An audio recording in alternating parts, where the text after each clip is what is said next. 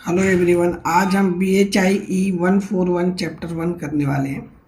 इस चैप्टर में हमें चाइना की कल्चरल, पॉलिटिकल, इकोनॉमिकल और सोशल स्ट्रक्चर के बारे में हमें पढ़ना है और चाइना और उसके नेबर्स कंट्रीज़ हैं उससे उसका क्या रिलेशन सारा पढ़ना है। अगर हम बात करें चाइना के डायनेस्टी सिविलाइजेशन, अर्ली डायनेस्टी जो प्राचीन राजवंशी सभ्यताएं थी, तो इसकी जो शुरुआत है, जैसे कि मेन इसमें जो डायनेस्टी के नाम आपको याद रखने हैं, जैसे सिया, सोंग, जू, जो कि कह रहा है कि establish the pattern of imperial rule, ritual and religious authority, bronze technology, agrarian economy and the idea of hierarchy in the society. यानी जो ये सिया, सोंग, जो जैसे प्राचीन राजवंश, यहाँ से चीन का इतिहास शुरू होता है, जिसमें सम्राट, शासन, धार्मिक और अनुष्ठानिक अधिकार, कांस्यकाल की तकनीक, कृषि आधारित अर्थव्यवस्था और सामाजिक पदानुक्रम की परंपराएं स्थापित की। जो झोउ पीरियड था, introduce the mandate of haven which provided a moral justifications for the amperes rule. यानी कि झोउ काल में स्वर्ग के आदेश की अवधारणा ने सम्राट के शासन को नैतिक आधार प्रदान किया। इस युग में जो ये एरा था, इसमें कन्फ्यूशियसवाद यानी Confucianisms and Daoism emerge in this era as responses to social and political disorders. यानी इसका मतलब ये है कि इस युग में जो कन्फ्यूशिज्म था और जो ताओवाद था, सामाजिक और राजनीतिक अव्यवस्था के जवाब के रूप में उभरे थे। अब हम बात करें साम्राज्यिक प्रणाली, कन्फ्यूशियस राज्य और समाज के बारे में। जो इंपीरियल सिस्टम था, कन्फ्यूशियन स्टेट एंड सोसाइटी, तो अंडर इंपीरियल चाइना, यहाँ पे अलग अलग सम्राटों के कुछ नाम दे रखे हैं, आप ध्यान से देखो। तो इनकी बात करें कि इस टाइम के साम्राज्य चीन जो था, उस दौरान राज्य में बहुत ज़्यादा ब्यूरोक्रेटिक इंस्टीट्यूशंस यानी कि मजबूत नौकरशाही संस्थाएं विकसित हुई।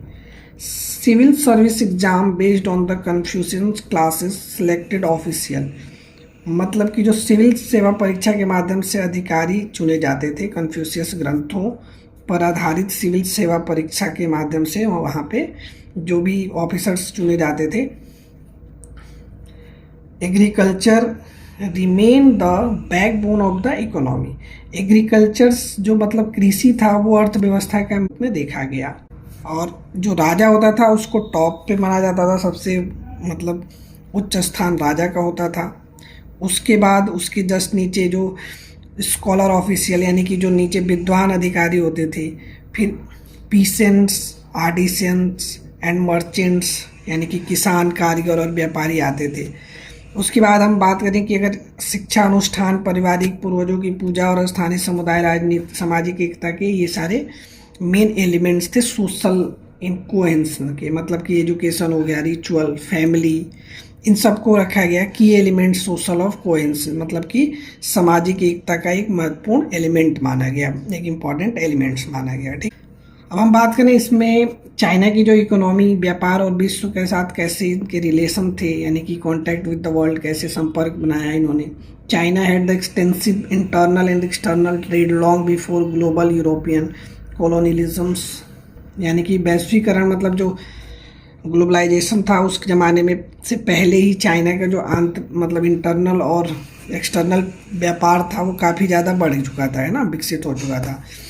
चाइना क्या क्या मेजर एक्सपोर्ट्स करता था, तो सिल्क, टी, पोर्सेलेन, चीनी मिट्टी के बर्तन जो होते थे, इनको क्या किया जाता था, निर्यात किया जाता था। जो मेन जो वस्तुएं थी यही थी जिनको चाइना क्या करता था, निर्यात करता था। सिल्क रोड यानी रेशम मार्ग, जिसको लैंड रूट्स कहा जाता है, और जो समुद्री व्यापार और maritime trade connected China with central Asia, मतलब चाइना को मध्य एशिया, दक्षिण पूर्व एशिया यानी कि साउथ ईस्ट एशिया और उससे आगे के जो भी हिस्से थे उनसे ये जोड़ने का काम किया, किसने, सिल्क रोड ने। मतलब सिल्क के व्यापार से ये सारे एक दूसरे से कनेक्ट हुए। अब आगे देखते हैं टेक्नोलॉजिकल इनोवेशंस, यानी कि तकनीकी नव प्रवर्तन इसको बोला जाता है। Like printing, gun powder, compass जैसी तकनीकी विश्व स्तर पर बहुत ज़्यादा प्रभावशाली हुए। अलगाव के कालों और व्यापार प्रतिबंधों के बावजूद चीन का जो इफेक्ट दिखा, मतलब चीन का इन्फ्लुएंस जो है वो अगल बगल के इलाकों में, क्षेत्रों में दिखाई देने लगा। कल्चरल और इंटेलेक्चुअल्स ट्रेडिशंस यानी सांस्कृतिक और बौद्धिक परंपराएं के बारे में, तो ये जो परंपराएं थी ये कैसे आई चाइना में, इसके बारे में हम देखेंगे। तो जो कन्फ्यूशियसवाद और ताओवाद के बाद में बौद्ध धर्म ने चाइना में नैतिक मान्यताओं, शासन, दर्शन, कला और साहित्य को आकार देने में बहुत ज़्यादा मेन इसका रोल रहा है। कन्फ्यूशियसवाद में नैतिकता, सामाजिक व्यवस्था, कर्तव्य, शिक्षा आदि पर बल दिया। ताओवाद ने प्रकृति के साथ सामंजस्य, स्वाभाविकता पर जोर दिया और बौद्ध धर्म ने दुख, करुणा, ध्यान जैसे नए धार्मिक विचार को बढ़ाया। इन सभी ने मिलकर के जो चाइना की जो कल्चरल मैट्रिक्स थी इसको इन्होंने कॉम्प्लेक्स मैट्रिक्स, जटिलता में बदल दिया, कॉम्प्लेक्स फॉर्म में कन्वर्ट किया। अब बात करते हैं challenged and stagnations before the 19th century, मतलब 19वीं शताब्दी से पहले क्या चुनौतियां थी, 19वीं शताब्दी से पहले क्या चुनौतियां और सुस्ती देखी गई चाइना के लिए। अपनी मतलब बहुत ज़्यादा उसकी स्ट्रेंथ होने के बावजूद बता रहे कि साम्राज्यिक चाइना को समय समय पर अलग अलग चुनौतियों का सामना करना पड़ा। अब अलग अलग चैलेंजेस था क्या, जैसे अपने अंदर का आंतरिक विद्रोह, नौकरशाही में भ्रष्टाचार होना, मतलब नौकरशाही है अगर, ब्यूरोक्रेटिक करप्शन जो होता है ना, नौकरशाही होगी तो भ्रष्टाचार था, इस वजह से टैक्स प्रणाली जो थी, टैक्स सिस्टम था उनका इनएफिशिएंट, मतलब अक्षमता होना, जनसंख्या का बहुत ज़्यादा जनसंख्या होने की वजह से उसका प्रेशर होना, फिर बहुत ज़्यादा नेचुरल डिजास्टर्स यानी कि प्राकृतिक आपदाएं और सीमाओं की सुरक्षा में कठिनाइयाँ देखने को मिली, बॉर्डर डिफेंस में डिफ़िकल्टी मेंटेन करना।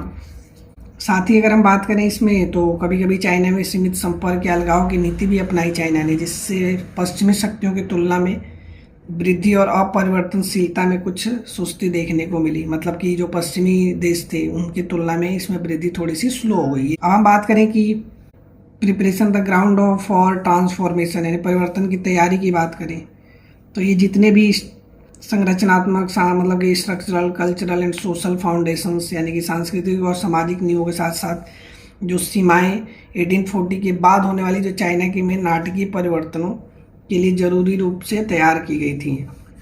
इसमें उसके बाद बहुत सारे जैसे कि ओपियम वॉर्स यानी कि अफीम युद्ध, अनइक्वल ट्रेटीज यानी कि असमान संधियाँ, इंटरनल रेविलियंस यानी कि आंतरिक विद्रोह, जैसे कि ताइपिंग में हुआ था, बॉक्सर विद्रोह हुआ था। ये कुछ चाइना के 100 दिन के सुधार, 1911 की क्रांति, राष्ट्रवाद और अनंतर कम्युनिस्ट जो क्रांति हुई थी, इन सब के बारे में बता रहे हैं कि इन सबों का मतलब ये सब कुछ परिवर्तन हुए चाइना में 1840 के बाद में। 1840 के बाद में ये सारे कुछ ट्रांसफॉर्मेशन देखे गए यानी कि परिवर्तन देखे गए चाइना के अंदर। प्रारंभिक हिस्ट्री को समझना जरूरी है ये जानने के लिए कि जब हम पश्चिमी विस्तार और आंतरिक संकटन आए तो चीन ने किस तरह से रिएक्ट किया, किस तरह से प्रतिक्रिया दी। इस मतलब एक तरह से प्राचीन इतिहास को समझना इसलिए भी जरूरी है क्योंकि जैसे जैसे विकास होता गया पश्चिमी देशों का, वैसे वैसे चाइना ने भी अपने आप को किस तरह से उसके अनुसार बदला। इन सब चीज़ों को जानने के लिए पहले चाइना की हिस्ट्री जानना भी सबसे ज़्यादा जरूरी है, जो एंशिएंट हिस्ट्री है यानी जो प्रारंभिक चाइना की हिस्ट्री है, इतिहास है। अब हम आगे आते हैं। इस चैप्टर को मेन पढ़ने का हमारा उद्देश्य क्या था, पर्पस क्या था कि ये आधुनिक घटनाओं को समझने के लिए उसकी जो पृष्ठभूमि होती है यानी कि जो उसका मतलब मॉडर्न इवेंट समझने के लिए हमें उसके अर्लीस्ट टाइम में जाकर के उसकी जानकारी प्राप्त करने का यहाँ पे मेन उद्देश्य था। इस चाइना के अर्लीस्ट टाइम में किस तरह की इकोनॉमिकल व्यवस्था थी, किस तरह की कल्चरल व्यवस्था थी, किस तरह वहाँ सोशल स्ट्रक्चर था। फिर अब नेक्स्ट वीडियो में मैं सेकंड चैप्टर लेके आऊँगा। उसके लिए आपको लाइक और सब्सक्राइब करना पड़ेगा हमारे चैनल को। प्लीज़ हमें सपोर्ट करें। धन्यवाद।